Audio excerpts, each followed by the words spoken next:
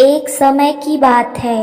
बादशाह अकबर ने अपने बेगम के जन्मदिन के लिए बहुत ही खूबसूरत बेशकीमती हार बनवाया था।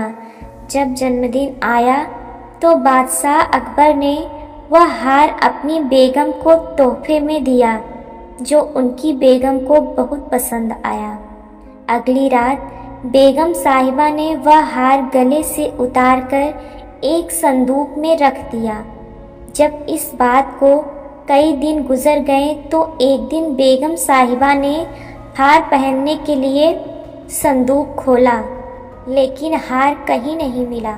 इससे वह बहुत उदास हो गई और इस बारे में बादशाह अकबर को बताया। इस बारे में पता चलते ही बादशाह अकबर ने अपने सैनिकों को हार ढूंढने का आदेश दिया, लेकिन हार कहीं नहीं मिला। इससे अकबर को यकीन हो गया कि बेगम का हार चोरी हो गया। फिर अकबर ने बीरबल को महल में आने के लिए बुलावा भेजा। जब बीरबल आया तो अकबर ने सारी बात बताई और हार को खोज निकालने की जिम्मेदारी उसे सौंप दी। बीरबल ने समय व्यर्थ किए बिना ही राजमहल में काम करने वाले सभी लोगों को दरबार में आने के लिए संदेश भिजवाया। थोड़ी ही देर में दरबार लग गया।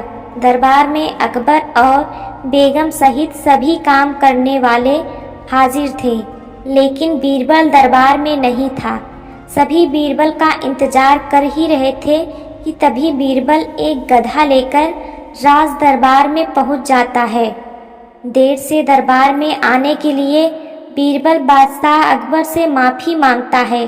सभी सोचने लगते हैं कि बीरबल गधे को लेकर राज दरबार में क्यों आया है। फिर बीरबल बताता है कि यह गधा उसका दोस्त है और उसके पास जादुई शक्ति है।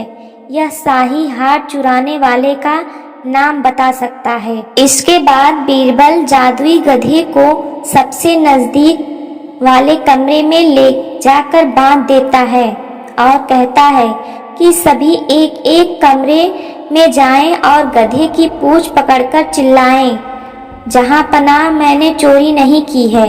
साथ ही बीरबल कहता है कि आप सभी की आवाज़ दरबार तक आनी चाहिए। सभी के पूंछ पकड़कर चिल्लाने के बाद आखिर में गधा बताएगा कि चोरी किसने की है। इसके बाद सभी कमरे के बाहर एक लाइन में खड़े हो गए और एक एक करके सभी ने कमरे में जाना शुरू कर दिया। जो भी कमरे के अंदर जाता तो पूंछ पकड़कर चिल्लाना शुरू कर देता, जहां पनाह मैंने चोरी नहीं की है। जब सभी का नंबर आ जाता है तो अंत में बीरबल कमरे में जाता है और कुछ देर बाद कमरे से बाहर आ जाता है। फिर बीरबल सभी काम करने वालों के पास जाकर उन्हें दोनों हाथ सामने करने को बोलता है और एक एक करके सभी के हाथ सूंघने लगता है। बीरबल की इस हरकत को देखकर सभी हैरान हो जाते हैं। ऐसे ही सूंघते सूंघते एक काम करने वाले का हाथ पकड़कर बीरबल जोर से बोलता है, जहाँपनाह इसने चोरी की है। ये सुनकर अकबर बीरबल से कहते हैं, तुम इतने यकीन के साथ कैसे कह सकते हो कि चोरी इस सेवक ने की है? क्या तुम्हें जादुई गधे ने इसका नाम बताया है? तब बीरबल बोलता है, जहाँपनाह यह गधा जादुई नहीं है, यह बाकी गधों की तरह साधारण ही है। बस मैंने इस गधे की पूंछ पर एक खास तरह का इत्र लगाया है।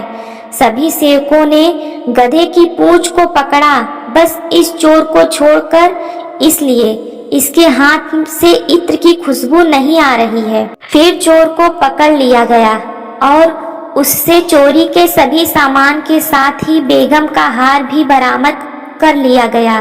बीरबल की इस अक्लमंदी की सभी ने सराहना की और बेगम ने खुश होकर बादशाह अकबर से उसे उपहार भी दिलवाया। कहानी से सीख।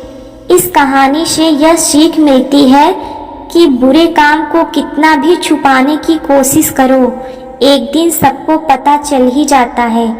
इसलिए बुरे काम नहीं करने चाहिए।